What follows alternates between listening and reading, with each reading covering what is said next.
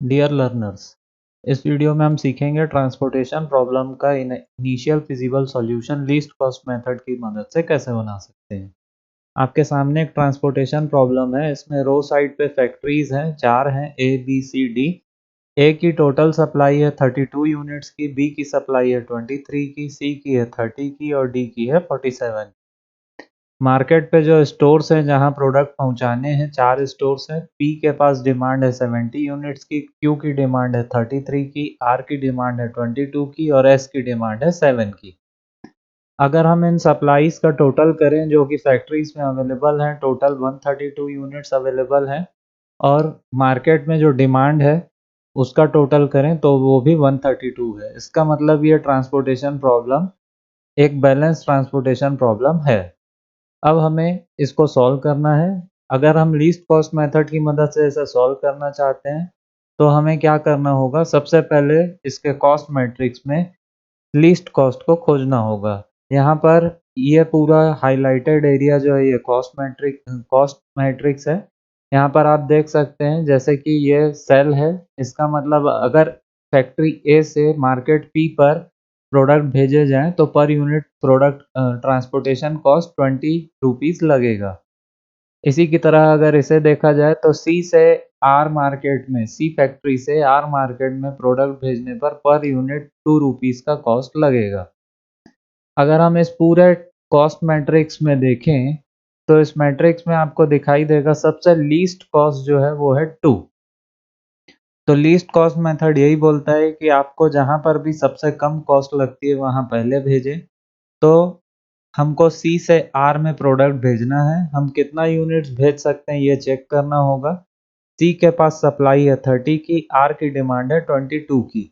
तो हम आर की डिमांड को फुलफिल कर सकते हैं। यहाँ से हमारे पास 22 से ज़्यादा यूनिट्स अवेलेबल हैं, हम यहाँ पर 22 यूनिट्स भेज लेंगे। जब हम इसको आर मार्केट को 22 यूनिट की सप्लाई देंगे तो इसकी डिमांड फुलफिल हो चुकी होगी। अब इसे किसी भी फैक्ट्री से कोई सी भी सप्लाई नहीं चाहिए। इसको हाईलाइट कर लेते हैं। इसके बाद आप देखेंगे कि क्योंकि सी ने आर को 22 यूनिट्स भेज दिए हैं तो अब इसकी सप्लाई 30 यूनिट्स नहीं रह जाएगी। इसमें से 22 माइनस करेंगे तो ये हो जाएगा 8। फिर से हमें देखना पड़ेगा बचे हुए मैट्रिक्स में से, मतलब ये 8 एलिमेंट और ये 4 एलिमेंट, इन बचे हुए में से सबसे लीस्ट कॉस्ट कौन सी है आपको यहाँ पर सर्च करना पड़ेगा। जैसा कि मैं देख पा रहा हूँ यहाँ पर सबसे लीस्ट है 6, जो कि 2 जगह आ रहा है, एक यहाँ पर भी आ रहा है और एक यहाँ पर भी आ रहा है। तो आपको पता लगाना पड़ेगा कि ये जो इन दोनों में से किसे सेलेक्ट किया जाए। जैसा कि आप यहाँ देख रहे हैं कि अगर हम C2S सेलेक्ट करते हैं और अगर हम D2S सेलेक्ट करते हैं, दोनों जगह कॉस्ट सेम लगेगा। तो अब ऐसे टाई वाले केसेस में हमें क्या करना होता है, जहाँ पर हमें लीस्ट कॉस्ट के अलावा नंबर ऑफ यूनिट्स ज़्यादा भेजने को मिलती है, वहाँ पर हम इसे भेजते हैं। अगर हम यहाँ पर देखें कि अगर D से S में भेजेंगे तो हम S की टोटल डिमांड 7 जो है उसे पूरा कर सकते हैं। अगर उसी की जगह हम C से S में भेजेंगे तो S की टोटल डिमांड उसमें से भी पूरी हो सकती है। यहाँ पर आप दोनों में से किसी को भी सेलेक्ट कर सकते हैं। हम लोग इसे सेलेक्ट कर लेते हैं।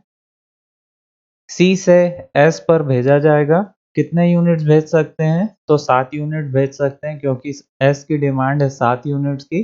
तो यहाँ हमने 7 यूनिट्स भेज दिया। अब C की जो टोटल सप्लाई है वो फिर रिड्यूस होके हो जाएगी 1, तो हम यहाँ 1 लिख लेते हैं। ऐसा करने से S की टोटल डिमांड जो है वो पूरी हो चुकी होगी। अब उसे कहीं से भी कोई सा भी सप्लाई नहीं चाहिए, तो हम इसे भी हाईलाइट कर लेते हैं। टोटल बचा हुआ कॉस्ट मैट्रिक्स जो है वो इतना है। अब आपको इसमें से लीस्ट कॉस्ट को खोजना है। आप देख पा रहे होंगे यहाँ पर सबसे छोटा एलिमेंट जो है वो है 14, तो हम यहाँ पर अलोकेट करेंगे कितने यूनिट्स भेज सकते हैं। तो आप देखेंगे कि सी के पास टोटल सप्लाई अब 1 यूनिट की रिमेनिंग है, तो हम इसको 1 यूनिट ही दे सकते हैं, जबकि क्यू की डिमांड 33 यूनिट्स की है। तो यहाँ 1 यूनिट अलोकेट हो जाएगा। इससे सी की पूरी सप्लाई जो है वो शॉर्ट हो जाएगी, एग्जॉस्ट हो जाएगी। अब हम सी से कहीं पर भी कितने कोई से भी यूनिट्स नहीं भेज सकते, क्योंकि डिमांड फिर रिड्यूस हो जाएगी और ये 33 की जगह 1 यूनिट माइनस होके 32 हो जाएगा। इसके बाद हमें बचे हुए 6 एलिमेंट्स, 4 ये और 2 नीचे के, ये 6 एलिमेंट्स में से देखना है सबसे लीस्ट कॉस्ट कौन सी है। तो आपको दिख रहा होगा 15 सबसे छोटा है। हम यहाँ पर भेज सकते हैं, कितने यूनिट्स भेज सकते हैं? बी की सप्लाई है 23 यूनिट्स की, क्यू की डिमांड है 32 यूनिट्स की, तो हम इसमें 23 यूनिट्स भेज सकते हैं जो बी की टोटल सप्लाई है। इसको यहाँ पर 23 यूनिट्स मिल जाने से 32 यूनिट्स में से हम 23 को माइनस करेंगे, वो रिमेनिंग डिमांड होगी क्यू की। तो जब आप 32 से 23 को माइनस करेंगे बचेगा 9। यहाँ पर बी की टोटल सप्लाई शॉर्ट हो चुकी है, हम इसे हाईलाइट कर लेते हैं। इसके बाद हमारे पास बचे हुए 4 एलिमेंट्स हैं। अब इसमें से खोजना है हमें सबसे छोटा एलिमेंट कौन सा है। ऑब्वियसली 19 सबसे छोटा एलिमेंट है, तो हमको यहाँ पर अलोकेट करना पड़ेगा। ए के पास जो सप्लाई है वो है 32 यूनिट्स की, क्यू की डिमांड है 9 यूनिट्स की, तो हम यहाँ पर 9 यूनिट्स भेज सकते हैं। तो हम यहाँ लिख लेते हैं 9 यूनिट्स भेज लेने के बाद क्यू की टोटल रिक्वायरमेंट या डिमांड फुलफिल हो चुकी होगी, इसे हाईलाइट कर लेते हैं। और यहाँ पर क्योंकि ए ने क्यू को 9 यूनिट्स भेजे हैं, तो ये सप्लाई जो है रिड्यूस हो जाएगी, 32 में से 9 माइनस करेंगे बच जाएगा 23। लास्टली आप देखेंगे कि हमारे पास अब सिर्फ पी के 2 एलिमेंट्स ही बचे हैं और कोई ऑप्शन अवेलेबल हमारे पास है नहीं। अगर हम पी को ए से 23 यूनिट्स देते हैं और डी से 47 यूनिट्स देते हैं तो उसकी 70 यूनिट्स की डिमांड फुलफिल हो जाएगी। तो यहाँ पर हम लिख लेंगे 23 और यहाँ पर लिख लेंगे 47। इस तरीके से हमने पूरा अलोकेशन कर लिया है। इसको करने के बाद हमें एक बार रो और कॉलम का डिमांड सप्लाई ज़रूर मैच करना चाहिए। अगर आप यहाँ पर ए का प्रीवियस सप्लाई देखें तो वो था 32, 23 प्लस 9 विल बी 32। बी के पास सप्लाई थी 23 की जो उसने क्यू को ही दी है। सी के पास जो सप्लाई थी वो थी 30 यूनिट्स की, जिसमें से 1 यूनिट क्यू को, 22 यूनिट्स आर को और 7 यूनिट्स एस को भेजा है। डी के पास टोटल सप्लाई थी 47 की जो उसने सिर्फ पी को दिया है। अगर हम कॉलम साइड से चेक करें तो यहाँ पे 23 प्लस 47 इज 70, 9, 23 एंड 1, इन तीनों को आप ऐड करते हैं तो आपको मिलेगा 33 जो कि इसकी ओरिजिनल डिमांड थी। आर के पास जो था 22 का डिमांड था जो उसने सी से पूरा किया है, और एस की डिमांड थी 7 की जो उसने सी से पूरा किया है। हमें एक टेबल पर इन एलिमेंट्स को कहाँ से कहाँ भेजा गया है उसे लिख लेना चाहिए ताकि हमें टोटल कॉस्ट का पता लग सके। यहाँ पर आप देख रहे हैं हमने ए से पी में प्रोडक्ट भेजा है, लिख लेते हैं यहाँ पर ए से पी में प्रोडक्ट भेजा है हमने। क्वांटिटी 23 यूनिट्स की क्वांटिटी है, 20 रुपीज़ के हिसाब से हमने भेजा है।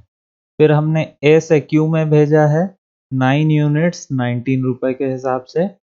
उसके बाद हमने भेजा है बी से क्यू 23 यूनिट्स 15 के हिसाब से। उसके बाद हमने सी से भेजा है क्यू में 1 यूनिट 14 रुपीज़। फिर हमने भेजा है सी से आर में 22 यूनिट्स 2 रुपीज़। सी के पास एक और सप्लाई बची हुई है जो हमने भेजी है एस में 7 यूनिट्स 6 रुपीज़। और लास्ट में हमने डी से भेजा है पी में 47 यूनिट्स 21 रुपए के हिसाब से। यहाँ पर आप देख पाएंगे अगर हम इसे ऐड करते हैं तो आता है 2063। यहाँ पर लिख लेते हैं 2063। यह हमारा टोटल होगा जो हमारी, अगर हम ए बी सी डी इन चारों फैक्ट्रीज में से 132 units P Q R S में भेजना चाहते हैं तो हमें लीस्ट कॉस्ट मेथड की मदद से 2063 मतलब 2063 रुपये लगेंगे। यह था हमारा इनिशियल सॉल्यूशन। ऑप्टिमैलिटी चेक करके ये कंफर्म किया जा सकता है कि क्या वास्तव में यही मिनिमम कॉस्ट है जिससे भेजा जा सकता है या इसको और रिड्यूस हम कर सकते हैं।